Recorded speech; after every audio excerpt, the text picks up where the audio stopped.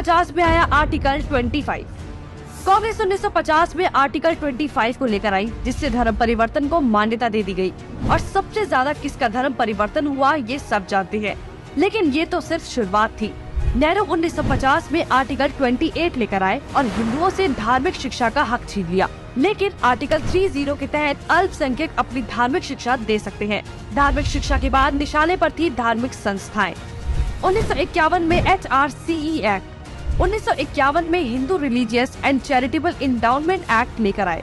उन्होंने कारण दिया कि बड़े मंदिरों का रखरखाव सही से हो सके, लेकिन इसकी आड़ में कब्जे कर लिए, जिसके तहत भारत में मौजूद बड़े बड़े मंदिरों का प्रबंध सरकार ने अपने हाथों में ले लिया और मनमाने ढंग से इनकी संपत्ति का दुरुपयोग किया। और ये सिर्फ हिंदुओं के मंदिर पर लागू था, बाकी धर्मों या धार्मिक स्थल पर लागू नहीं था।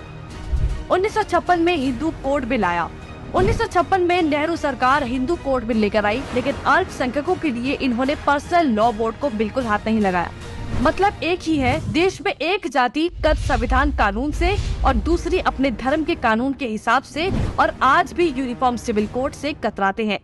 कांग्रेस ने लगाई आरक्षण की आग। कांग्रेस आरक्षण लेकर आई, जिससे हिंदुओं को बांटने का काम किया गया, जिससे सबसे बड़ा नुकसान हिंदुओं को हुआ। आरक्षण की देश में जरूरत थी, लेकिन मक्कार कांग्रेसी इस योजना को 10 साल लागू करने की बजाय इसे बढ़ाते चले गए और न ही इससे लोगों को सशक्त बना पाए, जबकि लोगों को इसकी लत लगा दी गई। इंदिरा का कार्यकाल।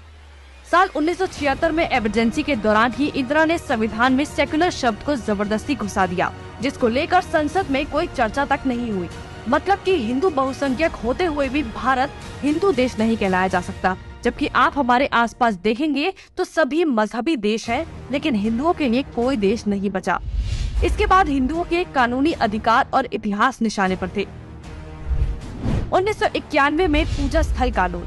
1991 में कांग्रेस ने पूजा स्थल कानून बनाया, जो बेहद हिंदू विरोधी कानून था, क्योंकि इस कानून के तहत हिंदू, सिख और जैन मुगलों के कब्जे से मंदिरों को छुड़ाने के लिए लड़ाई ही नहीं लड़ सकते। उनके पास दलील सुनने का कोई कानूनी अधिकार ही नहीं छोड़ा गया। हमने लाखों मंदिर और उनका इतिहास खो दिया। 1992 माइनॉरिटी कमीशन एक्ट। कांग्रेस ने अल्पसंख्यक आयोग अधिनियम बनाने के बाद अल्पसंख्यक आयोग बना दिया। ऐसा करके कांग्रेस ने धर्म विशेष के लोगों को स्पेशल दर्जा तो दिया ही, हिंदुओं को बांट दिया, जिसके तहत सरकार की हर योजना का सबसे ज्यादा फायदा धर्म विशेष के लोगों को ही मिलता है, जिससे कांग्रेस ने सांप को भी मार दिया और लाठी को भी नहीं टूटने दिया। मतलब साफ है, हिंदुओं को भी बांट दिया और धर्म विशेष के लोगों को भी खुश कर दिया। जब देश सेकुलर बना दिया तो मेजॉरिटी और माइनॉरिटी की जरूरत ही क्या थी। 1995 में वक्फ बोर्ड कानून।